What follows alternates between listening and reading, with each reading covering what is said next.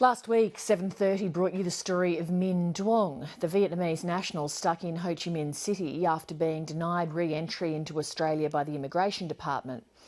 18 months ago, Mr Duong was beaten almost to death by neo-Nazis as he came home from work in Melbourne. 2 weeks ago, Mr Duong left the country and was told he didn't have a valid student visa, so wouldn't be readmitted. But Mr Duong produced an email from the Immigration Department saying his visa was valid through to March this year. Louise Milligan is following the story and reports the department says it has no record of that email, and the Immigration Minister Scott Morrison insists he has no power to intervene. Minh Duong is lucky to be alive. The Vietnamese national was on a student visa in Melbourne in 2012 when he was beaten senseless by neo-Nazi skinheads, now serving long jail terms. The beating left Minh Duong with massive head injuries and teeth knocked out and broken. In 10 days, a Melbourne court is due to hear his claim for crimes compensation to pay his $25,000 dentistry bill. Mr Duong, speaking via Skype in Ho Chi Minh City to 7:30, is anxious to return to Australia for this hearing and to resume his accounting studies at Swinburne University. I need to be in Australia as soon as possible.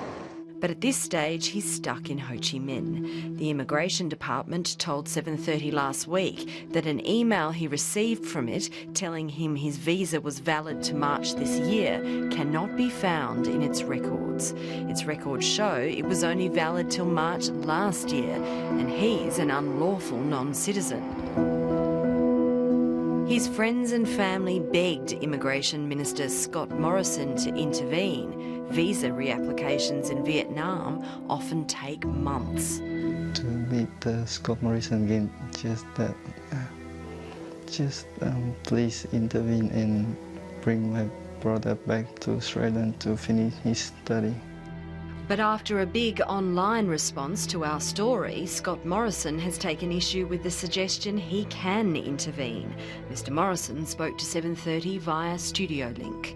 In front of me as Minister at the moment, I have no actual powers of intervention in this case, and any suggestion that I have or in some way haven't exercised them is totally false. Now, we're very sympathetic to the horrific events that he was subject to in Australia, but a minister can only act under the powers of the Act. QC Julian Burnside, who has acted in high-profile immigration and foreign affairs cases, questions the minister's assumption that he is hamstrung by the Act. If there has been a mistake in the department, surely the minister has power to direct someone to fix the mistake. You know, if the minister of a department can't fix departmental mistakes, then we have got a serious problem in this country. Are you saying, Minister, that you, as the person responsible for your department, has absolutely no power to ask your department why this man has an email saying something that's incorrect? The department was already acting on that. But the department can't explain the mistake, and so Minh Duong remains in Ho Chi Minh City. Any minister acting decently would fix up any mistake that's been made, and the facts of this case make it blindingly obvious that Minh was continuing to study to the end of last year. On any view, his visa should not have expired last year because the visa subclass is one which should go to the 15th of March the year after his study finishes. Mr Morrison's original statement to 7:30 also contained a line which seemed to question Minh Duong's bona fides. The department takes instances of fraud seriously and is investigating this matter. Are you or your department saying that Mr Duong has committed a fraud? That's a pretty serious allegation. Well, no one is saying that. There is a clear inconsistency between the letter that he has and the records that we have in file in our department. Why on earth would he go to the airport and leave the country knowing he was on an expired visa? I think that makes no sense at all. Minh Duong's friend Adrian DeLuca travelled to Ho Chi Minh and maintained Mr Duong's character is unimpeachable. I tell you categorically There's absolutely no fraud in this case.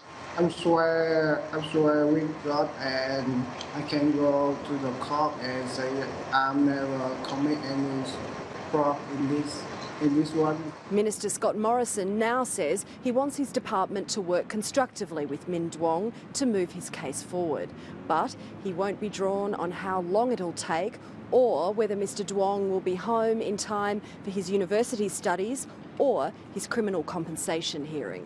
I'm not going to speculate on matters that haven't yet been determined. Let's work through that exercise, and more importantly, let's work through what needs to be done in terms of getting a proper application before the department that can assist Mr Duong.